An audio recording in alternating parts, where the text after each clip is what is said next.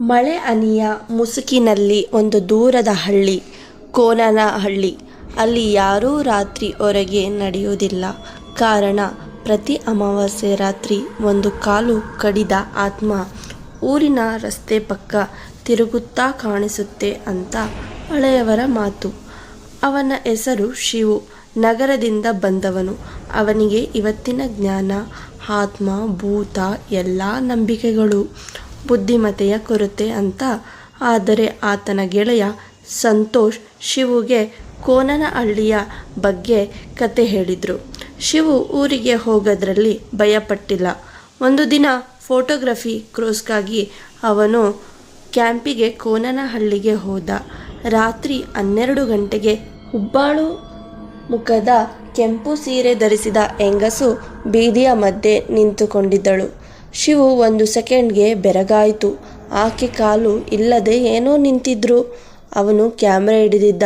ಒಮ್ಮೆ ಡಿಸ್ಪ್ಲೇ ನೋಡಿದಾಗ ಫೋಟೋದಲ್ಲಿ ಅವಳ ಮುಗುಳ್ನಗೆ ಮಾತ್ರ ಗೋಚರಿಸಿತು. ಮುಂದಿನ ಕ್ಷಣ ಆವಾಜ್, ನನ್ನ ಕಾಲು ನೋಡಿದ್ಯಾ ಬುಕ್. ಆಕೆಯು ನೇರವಾಗಿ ಅವನ ಮುಂದೆ ಶಿವು ಓಡಲು ನೋಡಿದ. ಕಾಲು ನಡು ರಸ್ತೆಗೆ ಅಂಟಿಕೊಂಡಂತೆ ತೋರಿಸಿತು. ಮಿಂಚು ಹೊಳೆದಾಗ ನೋಡಿದ ತನ್ನ ಕಾಲಿಗೆ ಬಿಳಿ ಕೈಯೊಂದು ಬಿಗಿಯಾಗಿ ಹಿಡಿದಿತ್ತು. ನೀನು ನನ್ನ ಕಾಲು ನೋಡಿದೆ, ಇನ್ನು ನಿನ್ನ ಕಾಲು ನನ್ನದು. ರಾತ್ರಿ 2 ಗಂಟೆಗೆ ಸ್ಥಳೀಯರು ಶಿವುವನ್ನು ರಸ್ತೆ ಬಳಿ ಬಿದ್ದಿದ್ದ ಸ್ಥಿತಿಯಲ್ಲಿ ನೋಡಿದ್ರು. ಎಡಕಾಲು ಕತ್ತರಿಸಿದ ಸ್ಥಿತಿ ಕಾಣಲಿಲ್ಲ. ಆದರೆ ಶಿವು ಹಾಗಿದ್ದೆಂದಿಗೆ ಅಜ್ಞಾತವಾಗಿ ಹಳ್ಳಿ ತ್ಯಜಿಸಿದ. ಇಂದಿಗೂ ಕೋನನಹಳ್ಳಿಯ ರಸ್ತೆಯ ಪಕ್ಕ ಯಾರಾದರೂ ಎಡಕಾಲು ಕಳೆದು ಹೋಗಿದ್ರೆ ಹೇಳ್ತಾರೆ, ಅವಳಿಗೆ ಇನ್ನೂ ಬೇಕಾಗಿದೆ ಕಾಲು. ವರ್ಷಗಳ ನಂತರ ಶಿವು ಈಗ ನಗರದಲ್ಲಿ ಆಸ್ಪತ್ರೆ ವೈದ್ಯರ ನಿಗಾವಣೆಯಲ್ಲಿದ್ದ. ಎಡಕಾಲು ಇಲ್ಲದ ದೈನಂದಿನ ಜೀವನ. ರಾತ್ರಿ ನಿದ್ದೆ ಬೇರೆ ಗತಿ ಇಲ್ಲ. ಅದೇ ಕನಸು. ನನ್ನ ಕಾಲು ನೋಡಿದ್ಯಾ? ಆ ಕನಸು ದಿನಕ್ಕೊಮ್ಮೆ, ಕೆಲವೊಮ್ಮೆ ರಾತ್ರಿ 2 ಗಂಟೆಗೆ ಏಳಿಸುವಂತೆ ಬಂತು. ನಿದ್ದೆ ಬಾರದ ಗಾಳಿಯಲ್ಲಿ ತಾನು ಮಾತನಾಡುತ್ತಾ ಕೂಗೋದು ವೈದ್ಯರ ಗಮನಕ್ಕೆ ಬಂತು. ಆ ವೇಳೆ ನಂದಿತಾ ಎಂಬ PhD ವಿದ್ಯಾರ್ಥಿನಿ ಆತ್ಮಶಾಸ್ತ್ರ ಅಧ್ಯಯನಕ್ಕಾಗಿ ಶಿವು ಮೇಲೆ ಸಂಶೋಧನೆ ಮಾಡಲು ನಿಶ್ಚಯಿಸಿದ್ಲು. ಅವಳ ಪ್ರಾಜೆಕ್ಟ್ ಭೂತದ ನೋವಿನ ಮಾನವ ಮೇಲಿನ ಪ್ರಭಾವ. ನಂದಿತಾ, ಶಿವು, ನೀನು ಹೇಳಿದ ಆತ್ಮ, ಅವಳು ನಿನ್ನ ಕಾಲಿಗೆ ಏನಾಯ್ತು ಅಂತ ಕೇಳಿದ್ರೆ ಯಾಕೆ? ಶಿವು, ಅವಳು ತನ್ನ ಕಾಲು ನೋಡಿದರೆ ಸಾಕು ಅಂತಿದ್ಲು. ಆದರೆ ನನ್ನ ಕಾಲು ತೆಗೆದುಕೊಂಡು ಹೋಗಿದ್ರು. ನಂದಿತಾ, ನೀವು ಮತ್ತೆ ಆ ಹಳ್ಳಿಗೆ ಹೋಗಿ ಅವಳ ಆ ಕಡೆ ಹೋದರೆ ಏನಾಗುತ್ತೆ ಎಂದು ನೋಡೋಣವಾ? ಮೊದಲಿಗೆ ಶಿವು ಹೆದರಿ ತಿರಸ್ಕರಿಸಿದ. ಆದರೆ ಒಂದು ರಾತ್ರಿ ಆಕೆ ತನ್ನ ಕನಸಿನಲ್ಲಿ ಮತ್ತೆ ಬಂತು. ನನಗೆ ಕಾಲು ಬೇಕಲ್ಲ, ಆದರೆ ನಿನ್ನ ಪರಿಹಾರ ನಾನೊಬ್ಬಳಲ್ಲ. ಇದು ಕೇಳಿದ ಶಿವು ತಕ್ಷಣ ನಂದಿತಾಳಿಗೆ ಕರೆ ಮಾಡಿ, ನೀವು ಹೇಳಿದ್ದು ಸತ್ಯ ಅನ್ನೋ ಭಯ ನನಗೂ ಬರುತ್ತಾ ಇದೆ, ನಾವು ಹೋಗೋಣ. ಕೋನನಹಳ್ಳಿ ಮತ್ತೆ ಅವನಿಗಾಗಿಯಿಂದಲೇ. ನಂದಿತಾ ಗಂಭೀರವಾದ ನೋಟ್ಬುಕ್ ಹಿಡಿದುಕೊಂಡು ಧ್ವನಿ ರೆಕಾರ್ಡರ್ ಹಾಕಿದಳು. ಆಕೆಯ ಪ್ರಶ್ನೆ, ಅವಳು ಯಾರು? ಆ ಆತ್ಮಕ್ಕೆ ಕಾಲು ಯಾಕೆ ಇಲ್ಲ? ಅವರು ಹಳ್ಳದ ಹಿರಿಯರಾದ ರಾಮಚಂದ್ರ ಅವರ ಮನೆಯಿಂದ ಮಾಹಿತಿ ಹೇಳಿದ್ರು. ತಕ್ಷಣ ಹೇಳಿದ್ರು, ಅವಳು ಪಲ್ಲವಿ. ಹರಿದುಕೊಂಡು ಹೋಗುವ ಟ್ರಕ್ ಕಿರಿದಾಗಿ ಬಡಿದು ಕಾಲು ಕಳೆದು ಅಸುಗಿದ್ದಳು. ಅವಳ ಶವ ರಸ್ತೆ ಪಕ್ಕವೇ ಕಳೆದು ಹೋಗಿತ್ತು. ಆದರೆ ಅವಳ ಕಾಲು ಮಾತ್ರ ಮರದ ನೆರಳಲ್ಲಿ ಸಿಕ್ಕಲಿಲ್ಲ ಅಂತ ಹೇಳಿದ್ರು. ನಂದಿತಾ, ಅವಳು ತನ್ನ ಕಾಲು ಹುಡುಕುತ್ತಾ ಇದ್ದಾಳ. ಮತ್ತೆ 12 ಗಂಟೆ. ಶಿವು ಮತ್ತೆ ಕ್ಯಾಮ್ರಾ ತೆಗೆದುಕೊಂಡ.